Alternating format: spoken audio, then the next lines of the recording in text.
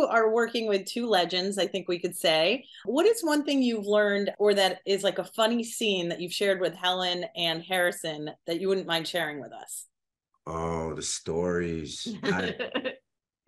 It's like the first rule of Fight Club. You can't talk about exactly. Fight Club. You Oh, know? guys, just one for the people. You do not talk about Fight Club. Well, it's so wild because they're so cool. They're so funny, and they're there to play. And you're reminded of, like, this is what we do for a living, you know, and we take it very seriously. But that love of the play has to be there, you know, because that's what matters when that camera starts rolling, you know, and it's I don't know. I feel more passionate about being an actor having worked with Harrison. 100%. Like, awesome. 20 years back. Do you guys remember what, like, the first thing Harrison said to you and Helen said to you on set? I remember what Helen said. I remember because we hadn't met yet. And Taylor Sheridan set up this cowboy camp that we all went to learn how to ride horses and get used to ranch life. And Helen arrived, and the rest of us actors we were all sitting around a table, and we were all a little bit, you know, starstruck. And she walked right over and she said, "Is this the actor table?" And we're like, "Uh-huh." She's like, "Do you mind if I sit down and join you for breakfast?" And we're like, "No, come." Yeah, you know what I mean? And then but my point is, like, she just put everybody immediately at ease. She's like, "Have you all bonded?" And we're like, "Uh-huh." But then we were just off to the races. She's just got such a great sense of humor. That's amazing. You guys preserved the rules of Fight Club. Don't worry. Thank you for saying that. You did. You really did a great job. Well, my first week, I had a scene with Helen. Does like a 2-page scene between her and I was obviously very excited. And she was so supportive, and she made me feel so comfortable. And I just saw how much she cared. Mm-hmm. So I took was like, wow, you know, report back. Everyone obviously wants to know, what's it like? And you say, like, it was exceeded my expectations. So that was great. Just generous and fun.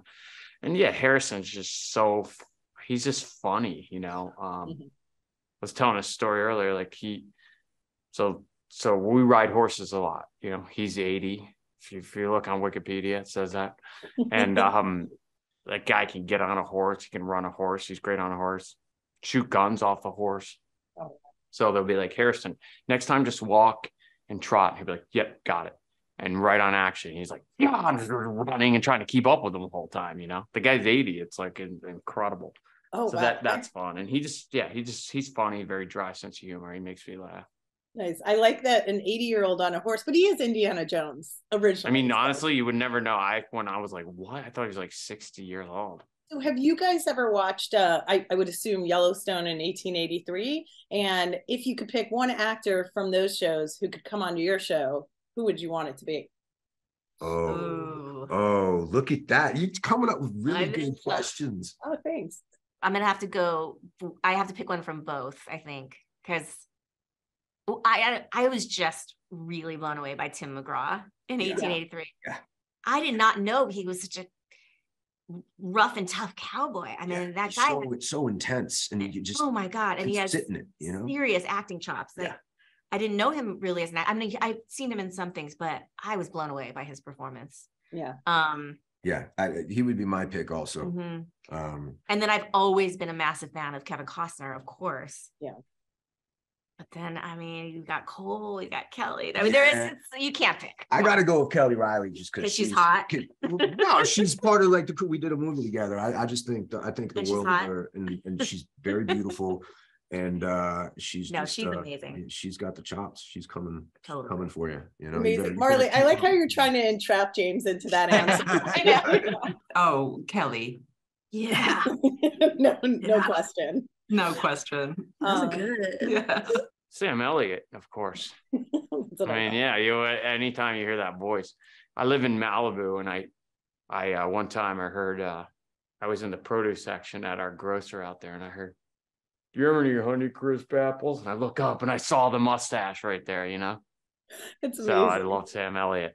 I'll take it. Thank you. I'd love to see you, Sam Elliott, and Harrison racing on horses. Yeah, that'd be good. I'd definitely be dead last, I'll tell you that.